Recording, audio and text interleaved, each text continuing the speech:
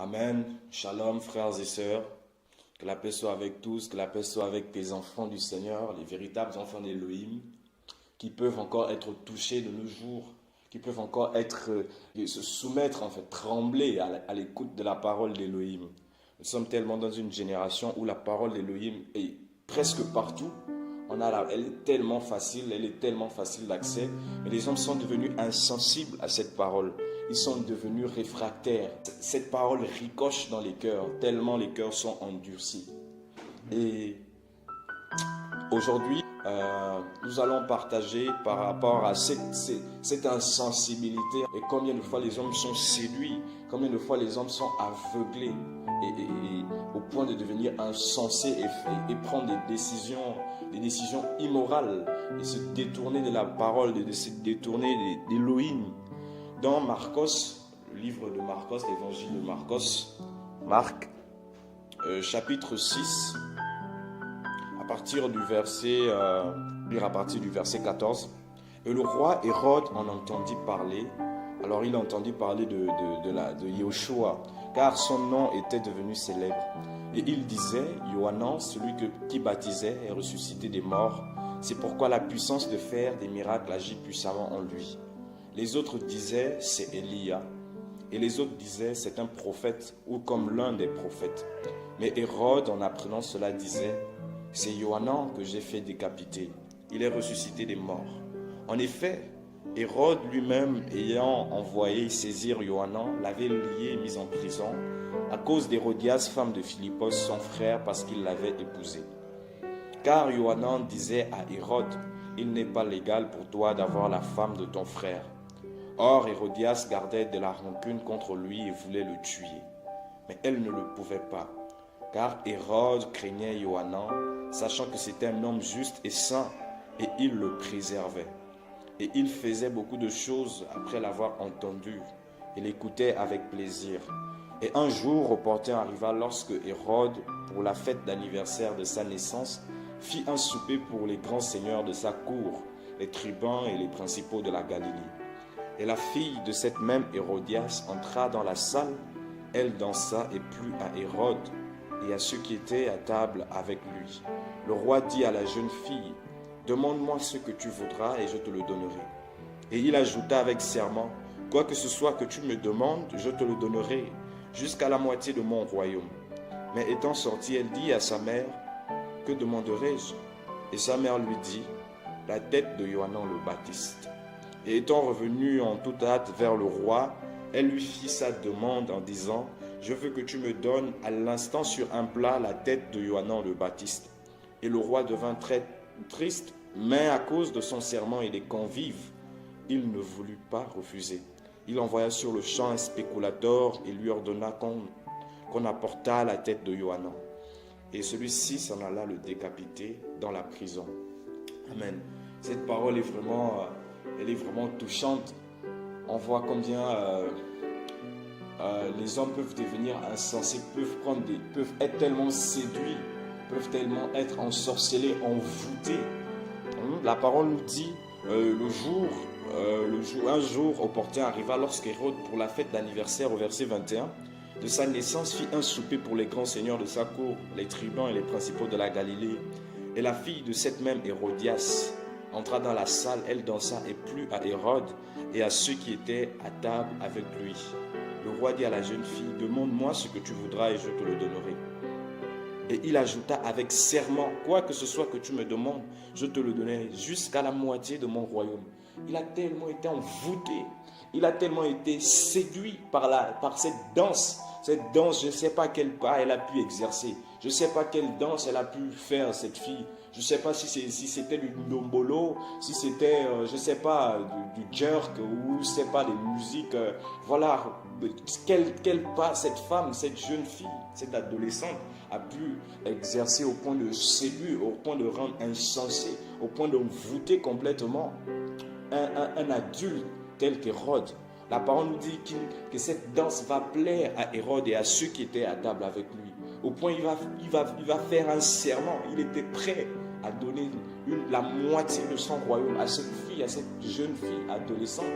Mais quel esprit pouvait animer cette fille? Quel esprit pouvait tellement utilisé cette fille au point de rendre insensé un homme tel qu'Hérode. Et nous sommes dans cette génération où les hommes se livrent à toutes sortes de distractions. Même aujourd'hui dans les assemblées, on cherche des messages qui distraient. On cherche des messages qui plaisent à notre ouïe, qui plaisent à nos oreilles, des messages qui flattent, des messages qui touchent. La parole nous dit que dans les derniers temps, les hommes deviendront ennemis de la parole. Ils se donneront une foule de docteurs voulant écouter des choses qui les chatouillent. Et nous sommes dans ce temps-là où il y a des danses qui sont esquissées, des danses qui sont pratiquées, qui sont faites. Toute forme de danse, ici on peut voir la danse comme toute forme de distraction en fait, toute forme de séduction qu'on peut voir de nos jours et qui nous détourne, qui vient rendre insensé le sage. Cette danse va tellement plaire à Hérode qu'Hérode, qui craignait, il avait une certaine crainte, il avait une certaine révérence quand même pour Yohanan le Baptiste. La parole nous dit dans le verset 20, car Hérode craignait Yohanan, sachant que c'était un homme juste et saint, et il le préservait. Quoique Hérode pouvait le dénoncer dans son adultère, dans ses pratiques, dans son inceste et tout ce qu'il pouvait commettre, mais il reconnaissait. Tout comme aujourd'hui, beaucoup reconnaissent la parole d'Élohim, ils reconnaissent le message. Mais ils sont insensibles, ils sont devenus insensibles. La parole nous dit qu'il faisait beaucoup de choses après l'avoir entendu. Et l'écoutait avec plaisir. Nous sommes dans un temps de plaisir, dans un temps où les hommes veulent se faire plaisir de toutes les manières. De par ce qu'ils peuvent écouter, de par ce qu'ils peuvent voir, de par ce qu'ils peuvent ressentir. Il y a toute forme de distraction. Regardez, toute l'industrie de la cinématographie est en plein essor. Ne tombe pas en faillite. Tout le temps, il y a des séries, toutes sortes de séries, toutes sortes de films, la pornographie, toutes sortes de musique, des styles de musique, toutes sortes de danses. Nous sommes dans un temps de distraction, dans un temps de séduction profonde. Et on nous dit qu'Hérode, il écoutait volontiers.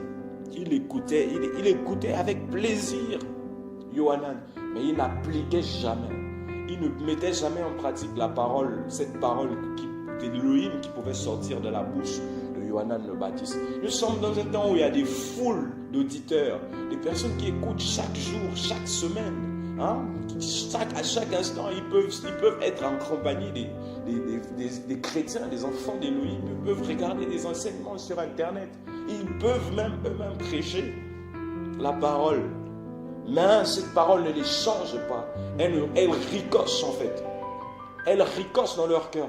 Le Seigneur pouvait dire, eux-mêmes ce qui arriva au temps de Noah, et ce qui arriva au temps de Lot, arrivera à la fin.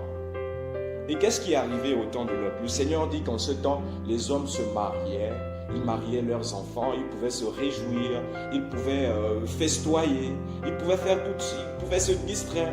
En gros, en fait, les hommes vivaient naturellement, normalement, sans se soucier de quoi que ce soit. Mais le jour où Noah entra dans l'arche, le déluge vint sur la terre. De même, lorsque Lot sortit de Sodome et Gomorrhe, de cette région, le feu va tomber. En gros, en fait, les hommes étaient insensibles. Ils étaient insensés. Ils ne discernaient pas le temps dans lequel ils pouvaient être. Ils ne sentaient pas, ils ne voyaient pas venir le jugement d'Élohim contre cette génération. Et nous sommes dans un temps où il y a tellement de signes qui annoncent vraiment que le Seigneur revient chercher son ecclésia et le jugement va s'abattre sur la terre et sur les impies. Mais les hommes vivent encore comme s'il y avait tout le temps. Ils sont insensibles au temps, aux signes des temps. Ils sont même aveuglés. Ils sont dans toutes sortes de distractions, toutes sortes de séductions, toutes sortes de plaisirs. Ils sont devenus insensibles à la parole d'Élohim. Ils sont devenus insensibles aux interpellations. Même que ce soit, c'est pareil que ce soit dans les assemblées comme dans le monde. Les hommes, ils ne prennent plus garde à la parole d'Élohim. Et ils se laissent diriger par toutes sortes de séductions. Des hommes aujourd'hui qui sont prêts à dépenser des milliards, des millions, pour se faire plaisir, pour s'acheter de jets privés, pour se construire des villas, pour se faire plaisir. Ils sont prêts comme Hérode était prêt, il était prêt à donner une moitié de son royaume. Aujourd'hui, les hommes sont prêts à sacrifier leur vie, en fait, pour du plaisir. Les jeunes femmes qui sont prêtes à sacrifier leur virginité pour du plaisir, pour la gloire. D'autres qui sacrifient leur intimité pour avoir un peu de célébrité sur les réseaux sociaux. Et des chrétiens, des enfants d'Élohim, des personnes qui sont censées avoir la parole, être éclairées, qui sont sans cesse, qui s'exposent, qui sacrifient leur intimité, qui sacrifient leurs secrets et qui dévoilent, divulguent leur vie entièrement les réseaux sociaux aujourd'hui, les statuts, toutes sortes d'excentricités. C'est le temps du plaisir, le temps où les hommes, ils aiment le plaisir, ils aiment tout ce qui est sensationnel. Et ils deviennent insensés. Ils deviennent insensés. Je me suis toujours posé cette question, mais comment une simple danse a pu toucher le cœur du roi d'Hérode, un homme âgé certainement, un homme assez mature humainement parlant. Mais comment une danse, la danse d'une jeune fille, d'une petite fille, d'une adolescente certainement, va tellement le toucher au point qu'il va devenir insensé, il est prêt à perdre son royaume. Et aujourd'hui, on voit ces scandales aujourd'hui, des hommes qu'on peut considérer comme des personnalités qui vendent de leur honneur, on les voit dans des scandales de toutes sortes, les scandales sexuels, la corruption, le vol, l'escroquerie de toutes sortes. Il y a toutes sortes de scandales aujourd'hui. Même des personnes qui connaissent la parole, qui se détournent, qui préfèrent la gloire humaine, qui préfèrent les sensations. Ils sont insensibles quant à la parole d'Élohim. Elle ricoche dans leur cœur. Le cœur est tellement endurci. Le monde est tellement endurci. Il y a tellement de raisonnements. Aujourd'hui, les hommes refusent cette parole qui peut les sauver, cette parole qui peut les délivrer. Et le Seigneur va dire dans Marcos chapitre 8, il va parler avec ses disciples, il va mettre en garde ses disciples par rapport au levain d'Hérode et au levain des pharisiens. Dans Marcos chapitre 8, à partir du verset 10, la parole dit « Et immédiatement, montant dans le bateau avec ses disciples, il vint dans le territoire de Dalmanuta. Et les pharisiens sortirent et commencèrent à discuter avec lui demandant pour le tenter un signe venant du ciel. Et soupirant profondément en son esprit, il dit « Pourquoi cette génération demande-t-elle un signe? Amen, je vous le dis, si un signe ne sera donné à cette génération. » Et les laissant, il monta dans le bateau pour passer à l'autre rivage. Et ils avaient oublié de prendre des pains, et il n'en avait qu'un seul avec eux dans le bateau.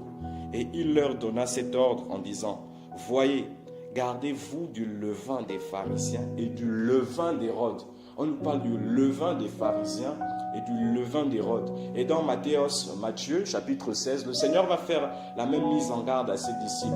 Et on va voir que les disciples vont d'abord penser qu'il s'agissait du pain, du levain du pain. Mais après, ils vont comprendre qu'il s'agissait en fait de la doctrine. Donc le levain est une image aussi de la doctrine. Et donc le Seigneur va mettre en garde ses disciples contre l'enseignement, la doctrine des pharisiens et celle d'Hérode. Parce qu'il y a justement cette doctrine des pharisiens, ces pharisiens corrompus qui connaissent parfaitement la parole, mais qui non seulement ne se laissent pas transformer par cette parole, mais en plus ils enseignent aux hommes à s'attacher à eux, à se détourner de la pratique de la parole, de la parole d'Élohim au profit des traditions des hommes. Et il y a également la doctrine d'Hérode. La doctrine d'Hérode qui est dans les sensations, qui est dans les plaisirs, dans les fêtes, les anniversaires, qui est dans les danses, dans toutes sortes d'excentricités, de folie. La doctrine d'Hérode, l'enseignement, le levain d'Hérode, c'est qui enseigne à écouter, à considérer les justes, les enfants d'Élohim, la parole d'Élohim, comme la parole d'Élohim, mais qui ne la met pas en pratique, qui ne se laisse pas transformer par elle. Il écoutait volontiers, il voyait Yohanan, en fait, Hérode, il voyait Yohanan comme un très bon discoureur. Il aimait bien son discours, il aimait bien entendre, il aimait bien faire des choses après l'avoir entendu, tel que la parole nous le dit dans Marcos chapitre 6 au verset 20. Et il faisait beaucoup de choses après l'avoir entendu et l'écouter avec plaisir, mais il ne se laissait pas transformer dans son caractère, il ne refusait pas, il ne sortait pas de son adultère, son inceste. Il a pris la femme de son frère. Il ne se laissait pas transformer, il ne se laissait pas changer. Il aimait les plaisirs, l'écouter avec plaisir. Aujourd'hui, quand on écoute des musiques aujourd'hui, soi-disant musique chrétienne, comme des instruments de relaxation, alors que l'adoration, la louange, la musique, elle est créée pour le Seigneur, pour élever Yahushua. Mais aujourd'hui, il y a toutes sortes de plaisirs, des sensations qu'on voit. Gloire au Seigneur, la plupart des bâtiments ecclésiaux et autres, églises sont fermées, sont à cause du confinement. Mais on sait bien, on voit ce qui se passe dans le monde, on le voit dans les réseaux, on le voit sur Internet. Combien il y a des églises qui sont transformées en boîtes de nuit, si on peut appeler ça église, en tout cas des bâtiments, des lieux de rencontre, qui sont transformés en église, qui sont transformés en boîte de nuit, qui sont transformés en lieu d'excentricité, de lieu de rencontre. Et on cherche des messages sensationnels, on cherche des messages qui chatouillent. La prospérité, la gloire, l'onction, et on refuse complètement, catégoriquement, lorsqu'on parle de la sainteté, la sanctification. Le retour du Mashiach, les temps dans lesquels nous sommes. La parole dit que mais l'Esprit dit expressément que dans les derniers temps, certains s'éloigneront de la foi, s'attachant à des esprits trompeurs et à des doctrines de démons, par l'hypocrisie de faux docteurs ayant leur propre conscience marquée au fer rouge. Mais quelle conscience pouvait avoir Hérode? Quelle conscience pouvait avoir Hérode au point où il est prêt à donner la moitié, quel que soit ce que cette petite fille lui aurait demandé. La preuve en est que bien qu'il craignait, il avait eu du respect, il avait de la crainte pour Yohanan, mais parce qu'il a fait un serment, il a fait serment devant ceux qui étaient avec lui, au point il est devenu un criminel, lui qui était un incestueux déjà, adultère, il va arriver au meurtre. Quelle conscience! Nous sommes dans un monde où il n'y a plus de conscience, il n'y a plus de sentiments humains véritables. Par l'hypocrisie de faux docteurs ayant leur propre conscience marquée au fer rouge, empêchant de se marier, ordonnant de s'abstenir d'aliments qu'Élohim a créés pour être pris avec action de grâce par les fidèles. Voilà, nous sommes dans ce temps-là où les hommes s'éloignent de la foi, ils s'éloignent de la vérité, où ils s'éloignent de la parole d'Élohim pour suivre, voilà, toutes sortes de débauches, toutes sortes d'égarements. En 2 Timothéos 3, la parole dit, mais sache aussi ceci, que dans les derniers jours surviendront des temps difficiles à supporter. Nous sommes dans combien? Tout enfant d'Élohim de nos jours, tout véritable enfant d'Élohim ne supporte plus ces temps. Ils sont tellement difficiles à supporter. Ces temps où il y a la débauche partout, il y a l'impudicité, l'homosexualité, il y a l'adultère, légaliser le meurtre qui est légalisé, les avortements et toutes ces choses. Nous sommes dans ces temps difficiles à supporter.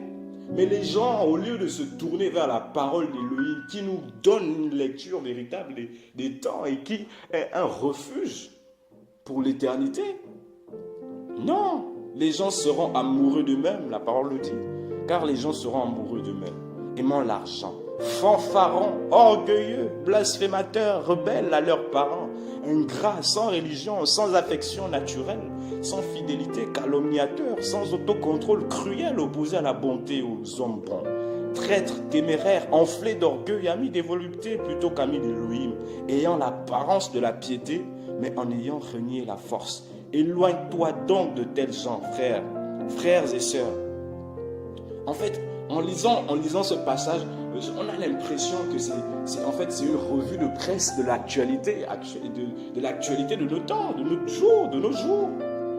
On a l'impression que c'est un article, je ne sais pas, paru dans un hebdomadaire ou dans un quotidien, je ne sais pas trop, qui nous parle des faits divers, des faits d'actualité.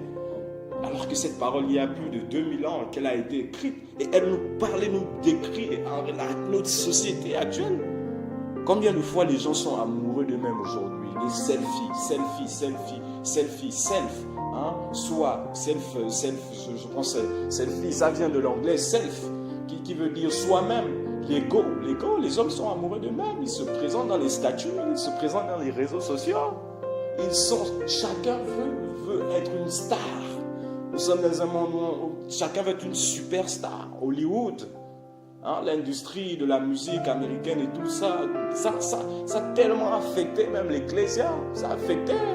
Aujourd'hui, les gens sont amoureux d'eux-mêmes. Chacun veut montrer son image. Chacun veut être connu. Chacun veut laisser sa trace. Chacun veut laisser les œuvres. Mais non, les œuvres, comme la parole nous le dit, je vous ai envoyé afin que vous portez du fruit, que votre fruit demeure. Non, pas ce genre de fruits. Les hommes, ils veulent porter des fruits abominables, des fruits dont ils rougiront pour l'éternité en enfer. Aimant l'argent. Combien la cupidité gangrène les cœurs, les gens aujourd'hui avec les meurtres. Il y a toutes sortes d'abominations à cause de l'argent, l'amour de l'argent. Les gens qui créent des virus, des virus dans les laboratoires pour se faire de l'argent, pour avoir la gloire. D'autres qui se prostituent, d'autres qui peuvent vendre leur âme même au diable. Qui peuvent tuer pour avoir de l'argent, l'amour de l'argent. L'orgueil, ils sont fanfarons. Regardez, les religieux, les chefs religieux, les chefs d'État, les hommes aujourd'hui, combien ils sont orgueilleux, combien ils sont fanfarons. On les voit dans les statuts, on les voit sur Internet. L'orgueil, ils sont blasphémateurs. Oh, combien cette génération est devenue. Le blasphème aujourd'hui, c'est comme une philosophie aujourd'hui, le blasphème. Qui prétendent être du Seigneur, mais qui agissent en blasphémateurs de par leurs œuvres. Des apparences, rebelles à leurs parents. Oh là là, c'est tellement d'actualité, la rébellion aux parents. Les ingrats, sans religion, sans affection naturelle, voilà. Les hommes n'ont plus d'affection naturelle. Le monde n'a jamais eu autant de richesses, aussi bien de matériel financier, voilà, que le monde là aujourd'hui. Mais il n'a plus d'affection naturelle. Il y a des milliers, des millions, des milliards de personnes qui meurent de faim, de soif dans des pays. Mais on voit les hommes d'État, les politiciens et autres, toutes ces personnes-là, et même les chrétiens, pasteurs et autres qui ont de l'argent, mais il n'y a plus l'affection naturelle. On ne voit plus son prochain, on ne voit plus l'être humain qui meurt de faim là sur la rue comme son prochain. C'est l'ego, chacun veut s'enrichir, il n'y a plus d'affection naturelle. Plus d'affection naturelle entre parents et enfants, entre enfants et enfants, entre époux et épouses, l'adultère, toutes ces choses, il n'y a plus d'affection naturelle. Plus de fidélité, sans fidélité, la parole dit. Calomniateur, sans autocontrôle, cruel, opposé à la bonté et aux hommes bons. Aujourd'hui, le mal est appelé bien. Vous prêchez la parole véritable, l'évangile, telle que la parole est écrite. On est opposé à vous. Vous êtes un terroriste. Aujourd'hui, si vous dites à quelqu'un, la masturbation ou bien l'avortement ou l'homosexualité, c'est un péché, ça te conduit à l'enfer, mais on vous voit comme un radicaliste. On vous voit comme un terroriste. Nous sommes dans ces temps, frères et sœurs. Et nous sommes dans ces temps où il faut se réfugier dans la parole, justement. Il faut se réfugier. Le Seigneur a mis en garde ses disciples. Il a dit, gardez-vous du levain des pharisiens, des religieux en fait, des pharisiens et d'Hérode, du levain d'Hérode. Et là, on voit encore Babylone, Babylone religieuse, la Babylone religieuse, avec le levain des pharisiens et la Babylone politique, économique, sociologique, ou je ne sais pas trop, culturelle, avec le levain d'Hérode. C'est ça, le Seigneur parle de Babylone. Il parle de Babylone, la Babylone religieuse, la Babylone politique. Gardez-vous du levain des pharisiens. Les pharisiens, ils représentent les religieux de l'OTAN. Les religieux de l'OTAN, c'est toutes sortes de religions, y compris le christianisme, qui est une religion comme toutes les autres. Il dit, gardez-vous du levain des pharisiens et du levain d'Hérode. Ayant l'apparence de la piété. Oh, on sait, la piété, si ce n'est que les apparences, franchement, si ce ne sont que les apparences, même le Seigneur, les hommes diront au Seigneur, non, toi, tu n'as pas une apparence pieuse. Aujourd'hui, combien on voit des personnes qui ont en assemblée, ils sont tellement pieux, mais à la maison, ce sont des démons, ce sont des irrespectueux, ce sont des blasphémateurs, ils se masquent, ils sont dans l'impudicité. Mais l'apparence, elle est tellement belle, l'apparence, là, il y a tellement l'apparence de la piété. C'est comme cette créature-là qui a la voix de l'agneau, qui a l'image de l'agneau, mais qui parle comme le dragon. Au fond, ce sont des tombeaux blanchis, l'apparence de la piété. Mais en ayant régné la force, voilà, ayant l'apparence de la piété, mais en ayant régné la force. La force de la piété. Et ben c'est l'attachement à Elohim, c'est d'abord Yahushua. Yahushua, c'est sa parole. L'attachement à Yahushua, c'est l'attachement à sa parole, l'obéissance à sa parole. L'amour d'Elohim consiste à garder ses commandements. Et les hommes refusent de garder les commandements, ils ont l'apparence de la piété. La parole nous demande de nous éloigner de tels gens. Frères et sœurs, vraiment, c'est encore une interpellation que le Seigneur nous garde du levain des pharisiens et du levain d'Hérode. Du levain qui fait lever les cœurs dans le monde actuellement, la séduction, les gens sont insensés. Il a besoin de la grâce d'Élohim. Vraiment que le Seigneur nous sauve, qu'il nous sauve de cette génération. L'Ecclésia soupire, les véritables enfants d'Élohim soupirent après le retour du Seigneur. L'esprit et l'épouse disent, crient, soupirent, viens. C'est abominable. La parole nous dit que les temps, c'est dans les derniers temps. Parce que l'iniquité sera accrue, l'amour du plus grand homme se refroidira. Combien l'amour du plus grand homme s'est refroidi avec ces temps de confinement aussi? Combien l'amour du plus grand homme s'est refroidi? Beaucoup ne prient plus, beaucoup n'intercèdent plus, beaucoup ne parlent plus du Seigneur, beaucoup ne se sanctifient plus. C'est la compromission. On veut tous apparaître dans les réseaux sociaux, les statuts, WhatsApp, tous les jours. Chrétiens, chrétiennes, tous les jours dans les statuts, on te voit, tu partages les mêmes choses que les païens. Tu as la même pensée que les païens maintenant. L'amour du plus grand homme se refroidit, frère. Réveillons-nous. Réveillons-nous, l'époux revient. Réveillons-nous, la parole nous parle des vierges, des 10 vierges. Les 5 qui étaient sages, d'autres qui étaient insensées, qui étaient folles. Il n'y avait pas de l'huile dans leur lampe. Frère, réveillons-nous, l'époux revient. La nuit est avancée. Le jour est proche.